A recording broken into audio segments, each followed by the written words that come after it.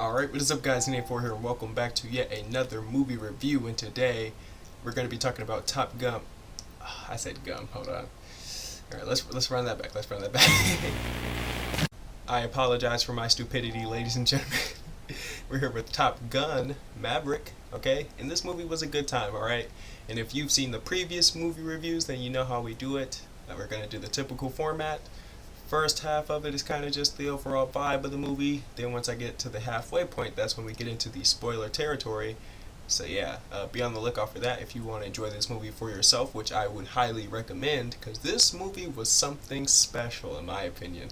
I thought this movie was, it's kind of refreshing honestly, because it's not another superhero movie. It's not a Marvel or DC project. It feels something like new and fresh. Like, even though the movie's not new, you know, it's a sequel from like the movie in the 80s, like it feels new, it feels fresh, it feels genuine. Like the people who worked on this movie cared about the project, and it shows. Okay, this movie, it's beautiful, it's emotional, has action, it's like a slice of life, just damn near a perfect movie. Honestly, I really enjoyed this movie.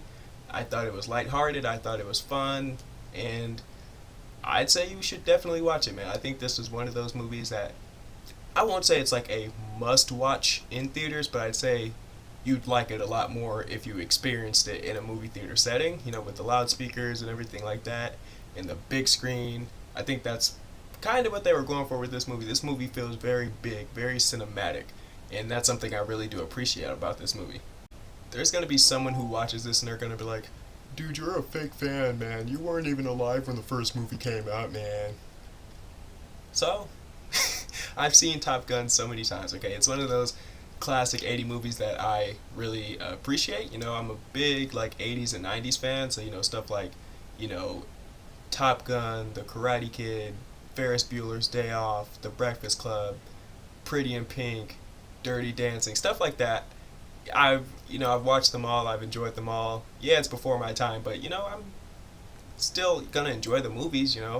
I'm a big fan of those, and it's good to see that Top Gun returns. And I, I don't know. The first one has nostalgia on this one, just because that one, it's the '80s. Okay, everything in the '80s is nostalgic and fun, but this one, it feels new. It feels revamped, if that makes sense. And everyone in this movie brings their A game, okay? And that's something I really like. I don't know if this movie's gonna perform as well as like the Marvel movies or something like that, like something along those lines, because Doctor Strange performed pretty well. But I'd say this is a very watchable movie. It's very serviceable.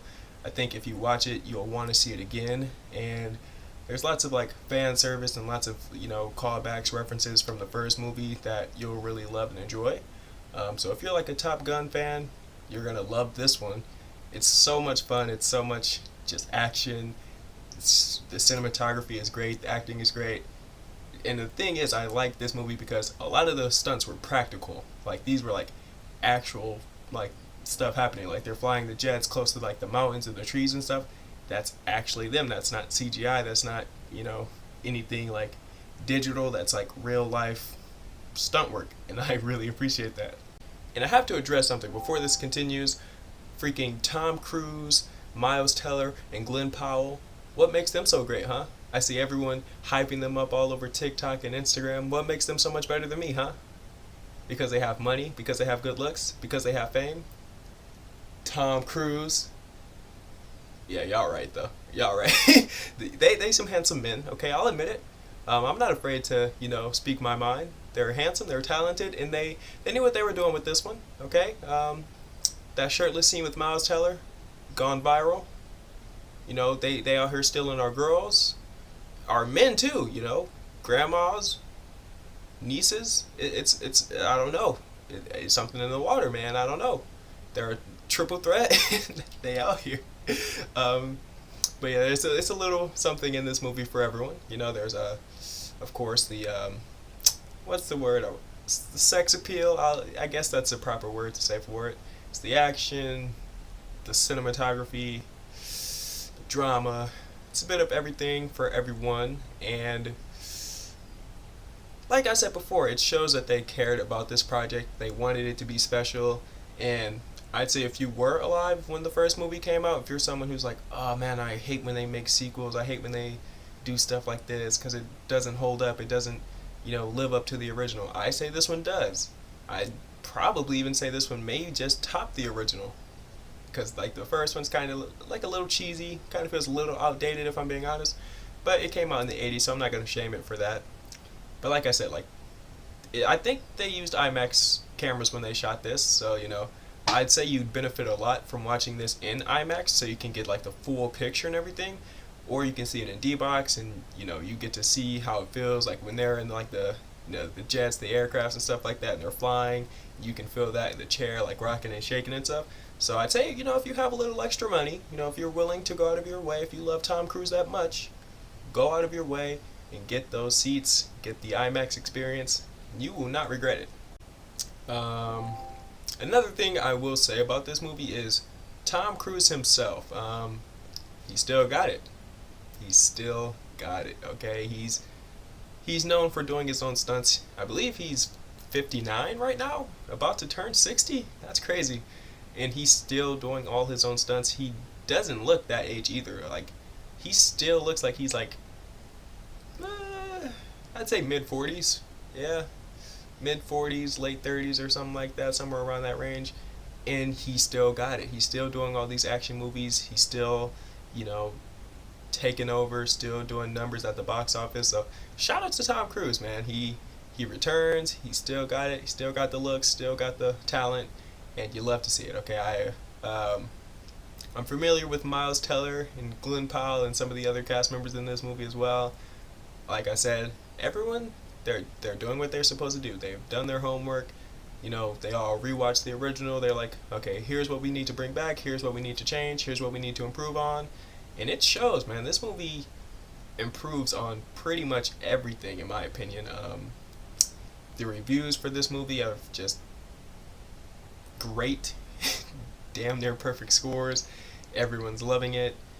It's doing numbers at the box office. And I think it's something that we need, It's like, okay, Marvel, you guys are cool, but I don't want to just see superhero movies every single day, And it's like they branch off into like movies and TV shows, and a new trailer drops, and it's like, don't get me wrong, I love Marvel, I love the consistency, but it's like it can be a little much at times. Like, take your time, like, get a breather in. And I think that's why we appreciate a lot of these new movies like Top Gun and Free Guy and movies like that, because like they're fun, they're different, they're something that we're not too used to seeing all the time. And here's the thing, because like I'm not a Tom Cruise fanboy or anything like that, as much as this video indicates that I'm not, I swear. And like even as a kid, I wasn't like a huge like army, military, fighter jet, tanks, helicopters, like that kind of kid. I wasn't too big on that like army, military kind of stuff, but that goes to show that this movie is a good time. It is fun. Like, even for someone who's not too familiar with that kind of stuff, like, you'll like it for what it is. I think this movie, it does a lot of good. I don't think there was any real negatives with this movie, in my opinion. It's a lengthy movie, yeah. It's a little over 2 hours. I don't know. I'd say if you're like a fan of the first movie, you'll grow to appreciate the long, runtime.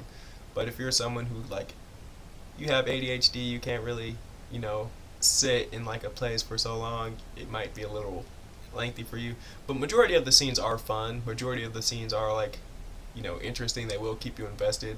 I don't think there was any real scenes where I was like genuinely bored. But it depends. Most movies are pretty lengthy and stuff like that nowadays, so you're kind of used to it. But at the end of the day, I thought this movie was a pleasant surprise. I enjoyed it more than I thought I would.